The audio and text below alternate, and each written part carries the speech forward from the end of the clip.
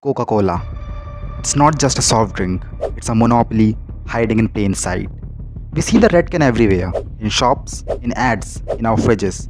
But what if I told you Coca-Cola doesn't just own Coca-Cola? They own over 500 brands, from juices to water to energy drinks.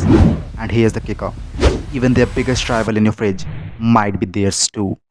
This is the story of how Coca-Cola quietly built one of the biggest beverage monopolies the world has ever seen. And if you think it's just about drinks, wait till you see how far their empire really goes.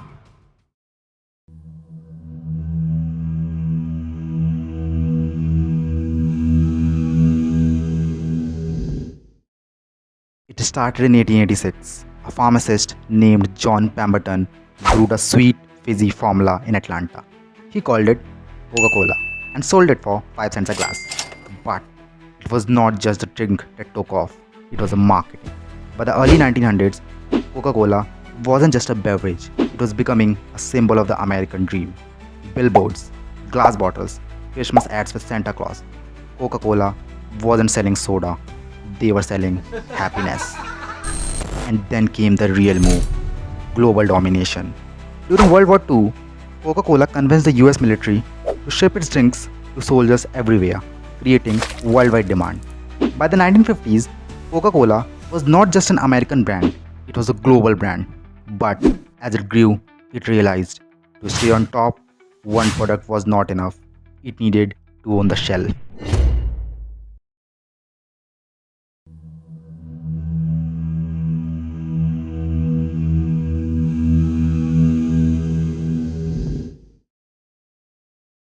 Walk into any grocery store, look at the drink section.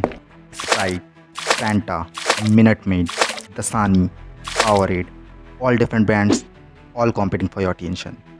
But here's the twist. They are all owned by Coca-Cola. Over the last few decades, Coca-Cola didn't just focus on cola. They quietly acquired or created brands in almost every drink category. This is strategy, brand masking.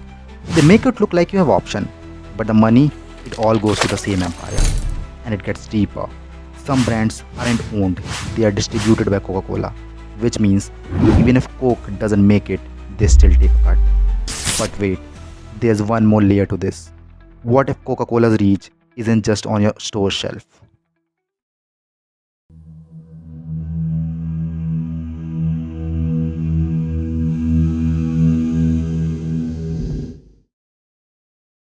Think about restaurants, movie theaters, sports stadiums.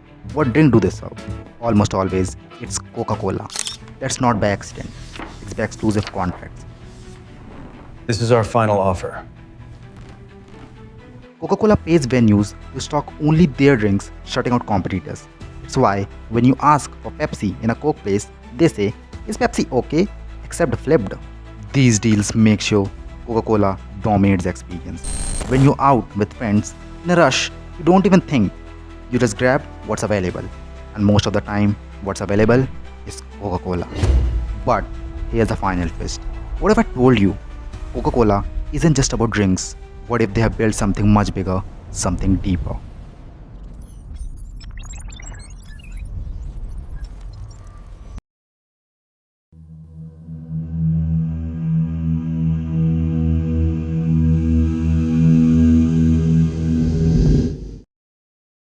Coca-Cola's power isn't just about shelf space, it's mind space.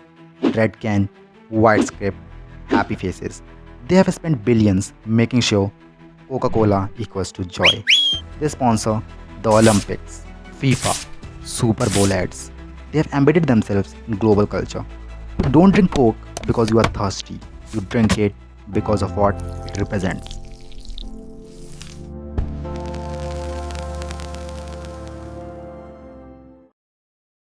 It's nostalgia, it's comfort, it's cool. That's not marketing, that's a psychological conditioning. So, now the question is, can anyone ever beat Coca-Cola?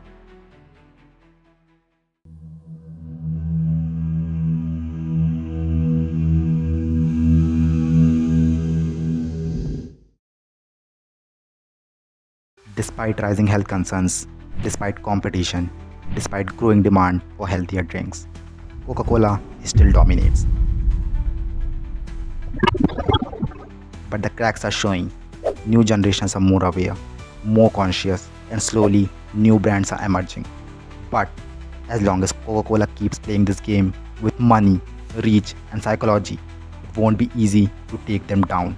So, next time you grab a drink, ask yourself, do you really have a choice, or is Coca-Cola choosing for you? If this changed the way you see Coca-Cola, hit that like button, comment your favorite drink below. And if this video hits 200 likes, I will expose the secret war between Coca-Cola and Pepsi and the billion-dollar battles you never saw coming.